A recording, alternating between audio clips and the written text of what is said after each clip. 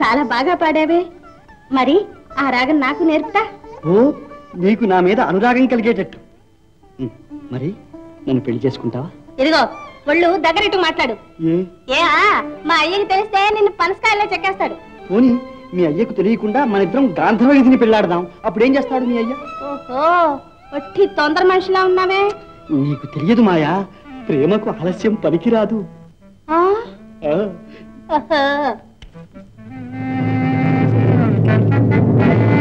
అబ్బో, వానొచ్చేట్టుంది, నేను పోతా. అలా నడిచిపోతే నీ పాదాలు కందిపోవు.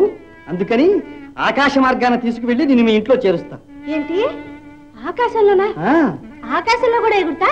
ఆహా, నేనెప్పుడు మబ్బుల్లోనేగా తిరిగేది. ఏది నా చేపట్టుకో. ఇదిగో, కళ్ళు తిరిగితే నన్ను కౌగిలించుకో. శ్రీమద్ రమణ గోవిందో.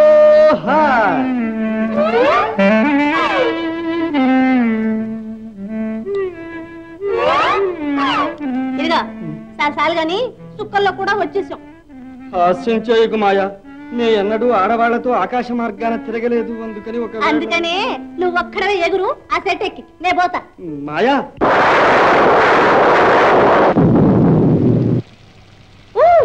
అబ్బాబ్బా, వాన వాన. అయ్యో పాప, తడిసిపోతున్నావు. తలదాచుకోవడానికి ఏదైనా చోటుంటే బాగుండు. ఇలారా.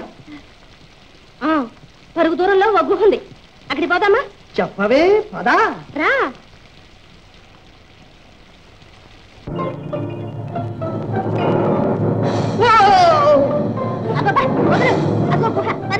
అవునవును, పద.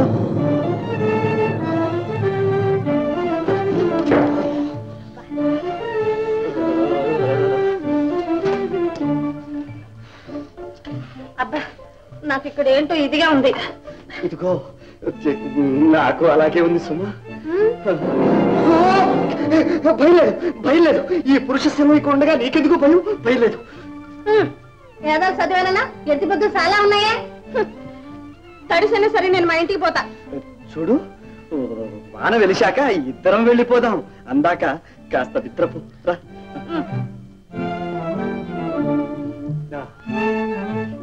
మరి నువ్వు?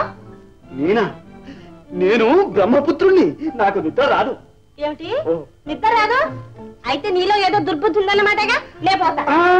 నాకు ఏ బుద్ధి లేదు గాని నీవు సర్ది చేయక కాస్త నిద్రపో. సరే, ఇదిగో ఈ హద్దు దాటి వచ్చావా నీ పని చెప్తా.